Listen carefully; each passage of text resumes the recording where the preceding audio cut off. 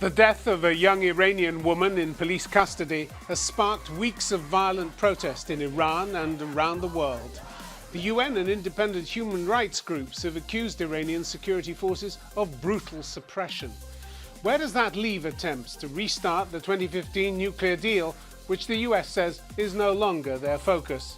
Mohammad Marandi, professor at Tehran University and political analyst. We all know that the whole process is politicized, but the Iranians are more than willing to solve the issue if the Americans are determined to have a deal.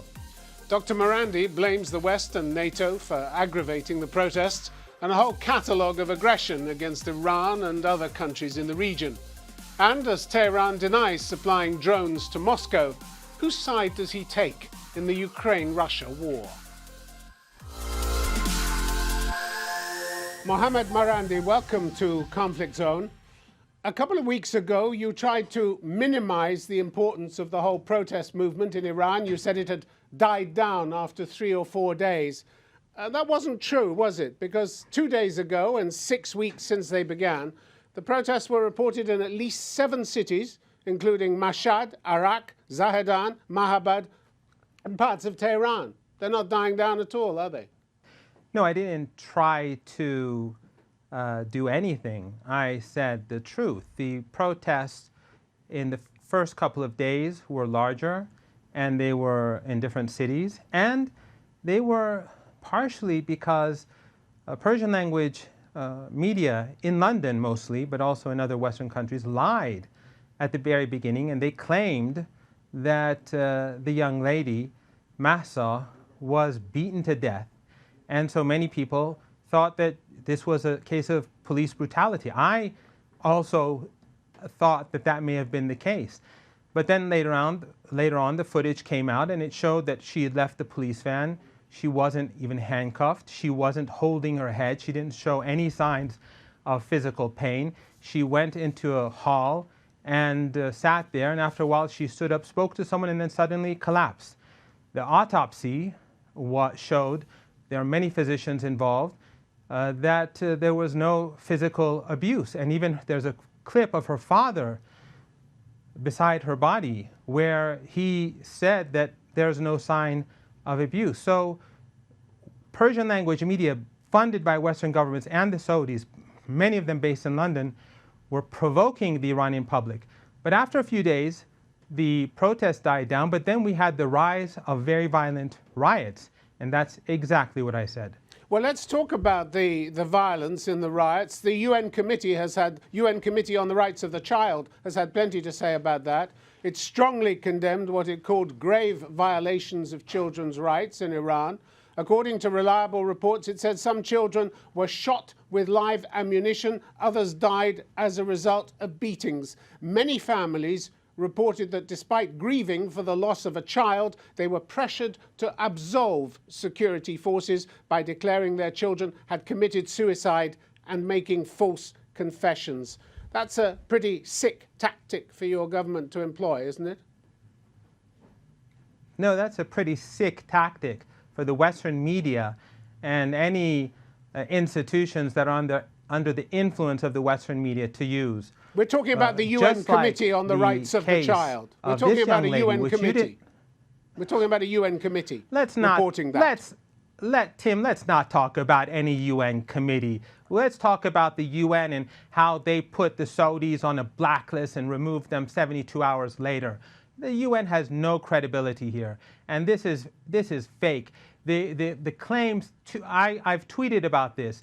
The number of police officers that were murdered over the last few weeks at the instigation of media based in your countries, they're roughly 28 or 29. Some of them were shot with guns. Let's not talk about fake news. All these young children being killed all over the place. That's nonsense. Show me the footage of these children being killed. Why is it nonsense? Instead of these organizations that are funded by the United States. Why is it nonsense? Here's an organization that won't be funded by the United States. This last weekend, the Coordinating Council of Teachers in Iran called for a nationwide strike to protest the crackdown on children. That same teachers' organization said plainclothes police attacked the Shahed School in the northwest Ardabil province. 10 pupils were injured badly enough to be hospitalized. Parents of the children were also attacked. You really think that your government going after children and killing unknown numbers of demonstrators is going to stop this unrest? So you're withdrawing the fake claim I'm that not withdrawing a young any girl claim. was killed at that school, right? I'm not withdrawing any claim because I didn't make any claim. The claim in the Western media, the claim in the Western media, the filthy claim in the Western media, and the filthy claim in the Persian language media funded by your government, was that a girl was murdered at that school. And then it turned out that that girl didn't even go to that school, and she died because of a family tragedy. But your governments and those Iranian or so-called Iranian organizations funded by your governments in the West make such fake claims so that the global public opinion would turn against Iran, and they make those claims in Iran because you have more Persian language media directed towards Iranians than the Iranian government has. So when your MEK terrorist organization that's based in Europe and has a huge camp in Albania with thousands of people acting as trolls there, these people, they fought alongside Saddam Hussein against their own country.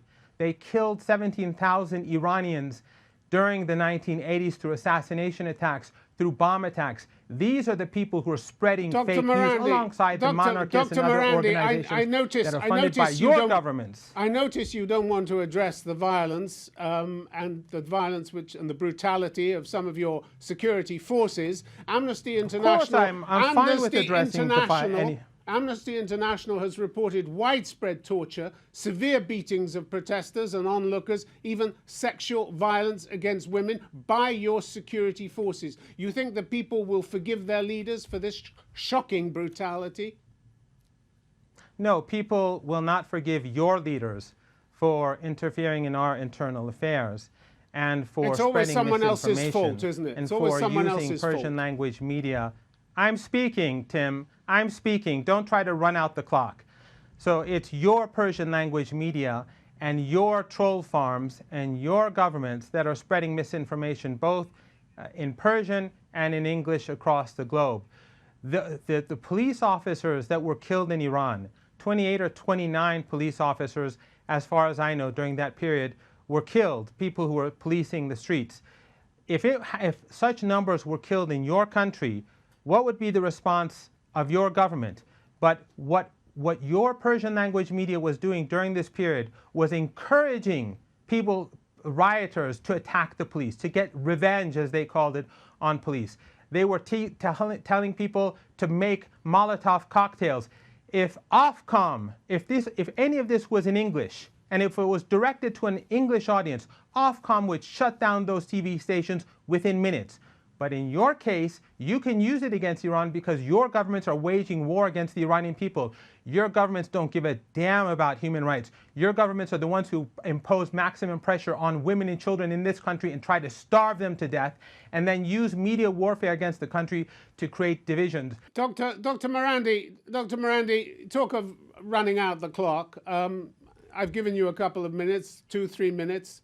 Isn't it time to face facts that Iranians, and a lot of Iranians are angry at your government? The head of Iran's semi-official ISPA polling center, Mehdi Bahabadi, says a considerable majority of Iranians harbor anger towards the Islamic Republic, a factor, he says, which is at a dangerous level. Every time there have been widespread protests, they subside only superficially while the anger piles up. None of this is going away, is it? None of this is going away. And you say it's all the West's fault. Come on, Tim. We have many polling institutions in Iran and Western polling institutions. And the popular legitimacy of the Islamic Republic of Iran is second to none in this region. Your despotic allies in this region tell more than enough about your governments. In Iran, just 3 years ago, less than 3 years ago, after your leader, the leader of the so-called free world, murdered General Soleimani, we saw how many millions of people went to the streets in Tehran. So let's not pretend that the truth is anything that it is. Let's speak facts. Of course there's dissatisfaction in Iran. There's always dissatisfaction in Iran. You can go in a taxi now, 5 years ago, 10 years ago, you can spend your time in Tehran. That's exactly the fact.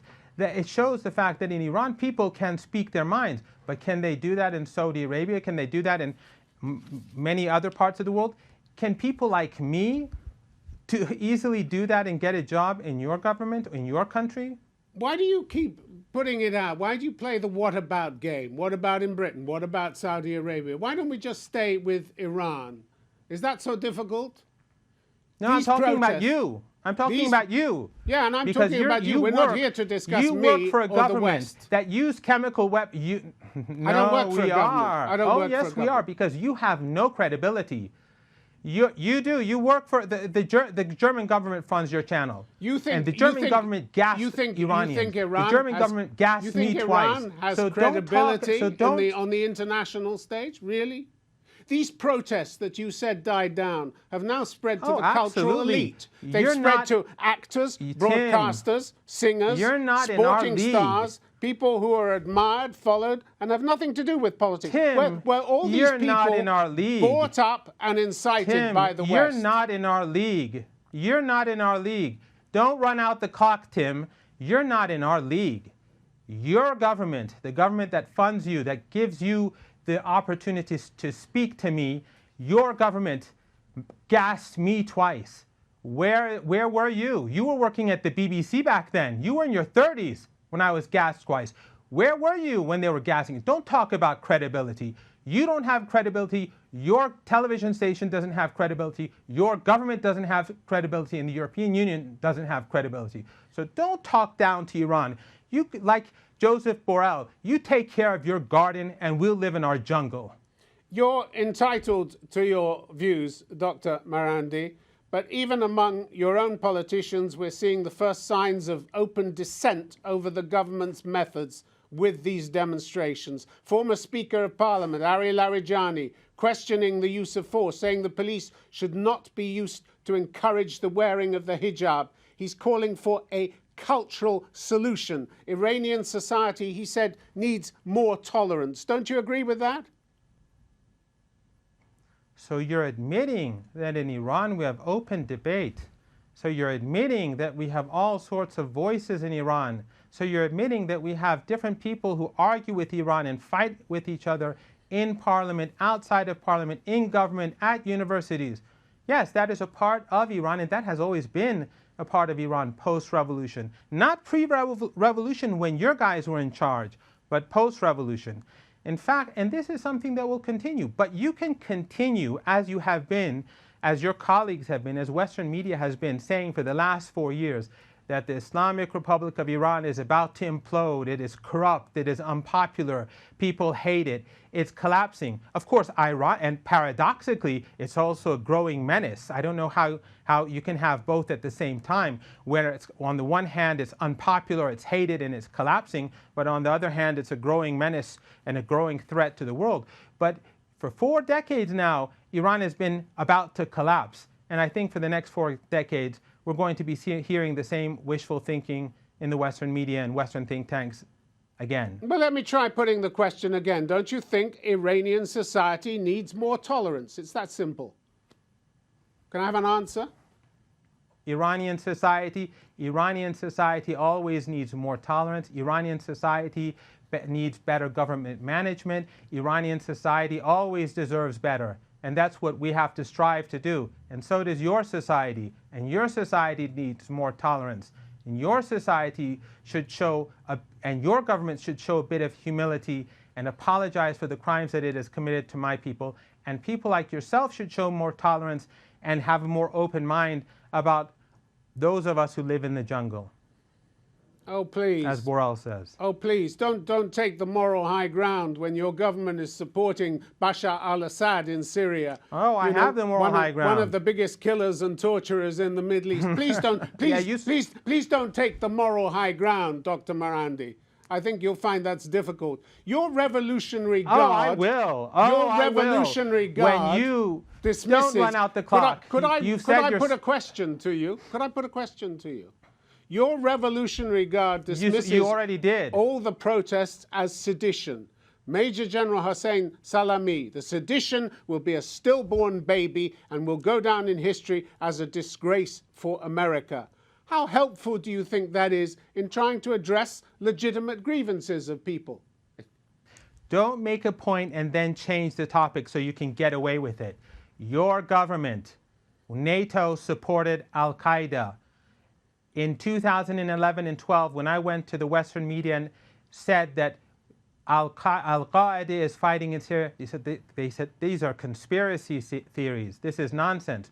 Well, later on, we saw WikiLeaks, whose head is now in jail, the most famous political prisoner in the world in London. WikiLeaks said that according to Jake Sullivan, the current U.S. National Security Advisor, he sent an email to Hillary Clinton, the head of the State Department at that time, that in Syria, Al-Qaeda is on our side. No, it's your government, and your government said they're the worst murderers in human history and in contemporary history. Then we have the U.S. Defense Intelligence Agency document of 2012, which said a Salafist entity, regional countries allied to the United States, are trying to create a Salafist entity between Syria and Iraq. Well, what is that? What was that entity? It was ISIS. And then General Flynn at that time said that they were determined, and the United States allowed for that entity to be created. Okay, you're clearly not interested in answering. You're clearly not interested in answering any questions. No. You're not interested in answering any questions. Let me finish. This is not a lecture, Dr. Marandi. No, let me finish. I asked you some questions. You don't want to answer them. John Kerry said in a private conversation, "You're afraid. You're afraid. You don't want to answer questions. Go on. Ask your question. My question is... No, you're afraid. My question... Kerry said we let ISIS advance on Damascus. There could have been a different approach by the government to this unrest, couldn't there? Like the one suggested by 5 leading Iranian economists earlier this month, who say the authorities should listen to the demonstrators and prepare for fundamental change. Is there anybody inside the government who is preparing for fundamental change, in your view? First of all, going back to the previous question, the guards and whoever and anyone else who spoke about sedition, they were not talking about protesters. So don't try to twist their words. They were talking about those groups that are funded by the United States in Iraqi Kurdistan, that they have military camps there, and they carry out operations in Iran. They're talking about those organizations alongside the no man's land in Pakistan, Baluchistan, that are funded by your government or the United States and its allies and carry out operations in Iran. They're talking about those MEK terrorists that your governments allow to function across Europe, that have killed many thousands of Iranians and acted as foot soldiers for Saddam Hussein, who are active in Iran by their own admission. So they're talking about that sedition. So don't twist what he had to say. You've had your say. You've had your lecture. And others, you've flung around all the accusations. You haven't provided any evidence at all. Let's talk, if we may, about the nuclear issue, because you've been an advisor to the government on the nuclear issue. In your view, is this the end of the road for negotiations? We have the US saying that they simply don't believe that Iran is prepared to do what's necessary to make the deal happen. In your view, is that the end of the road for the negotiations? Well, Tim, who left the deal? Who violated the deal? Obama violated the deal when Iran was carrying out all of its commitments. Then Trump tore up the deal when Iran was carrying out all its commitments. Then Biden continued to pursue Trump's policies. So it wasn't Iran's fault. Iran began negotiating to make sure the loopholes that existed in the past after 2015 were removed so the United States could not cheat Iran again.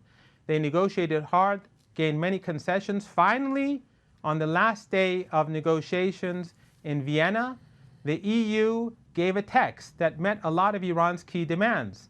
And the Iranians took it home. They gave their ideas about some of the problems that need to be resolved. And Joseph Borrell admitted, the US ally, Joseph Borrell admitted that the Iranian demands were reasonable. We thought at that time, we had a deal. But the United States delayed and then gave a response that was obviously intended to push things back, probably, we thought back then, because of the November elections. So the problem is not the United States. And by the way, Iran, the Europeans and the Americans were constantly saying that it's almost too late. The Iranian nuclear program is crossing a threshold. Beyond this particular date, we can no longer continue negotiations. But they're all gone now. What happened? It was obvious. They were lying. They knew that Iran's nuclear program was peaceful. They knew that Iran was not developing a bomb. But it was all psychological warfare. The UN says you've still not provided credible explanations for the presence of uranium at 3 locations that were never declared, and you just say it's time to close the false file. Do you enjoy playing these kind of games with the international community? Well, Tim, first of all, it's not the international community, it's Western countries. You are not the international community. Your guardian is only a small part of the international community. The Iranians have said that we're prepared to respond to all of the questions. But the problem is that the IAEA, and the IAEA has a board of governors that is dominated by Western countries. And the head of the IAEA is someone that's always in the Western camp. The previous head of the IAEA, when he wanted to get elected, and let's go back to WikiLeaks, according to WikiLeaks documents, he told the Americans, if you put me in power, I will be in your camp on all major issues. So the Iranians are saying, take away the politics and bring in the technical experts, and the issues can easily be resolved. These issues that you're claiming were given by the Israeli regime to the IAEA. And these issues go back 20-some years ago when the Iranian nuclear program was taking baby steps. It was nothing compared to what it is today.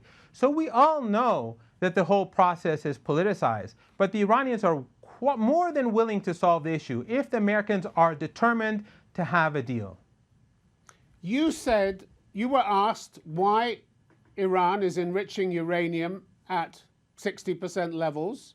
What the IAEA said, levels that are reached only by countries that are making nuclear bombs. And you say Iran does that in order to get leverage in the talks. Let's call that what it really is. It's not leverage, it's a threat. Yes, of pure course. and simple. It's a threat, isn't it? Pure and simple. If you don't get what you want, you'll build a bomb, despite all the assurances that you've given that you don't intend to do that. No, Tim, do you know what a threat is? A threat is when your government say all options are on the table. A threat is when your government threaten to kill our people. That's a threat. Enriching at 60% is leverage. What your governments do are threats, and they carry it out in different countries. They destroyed Iraq, they destroyed Libya, they sanction Venezuela. Your government steals money from the Venezuelan people and starves them, and then says the government in Venezuela, they mismanage. So you strangle people and then you ask, why can't they breathe? No, your government threatens other countries and your governments carry out those threats. So we take those seriously.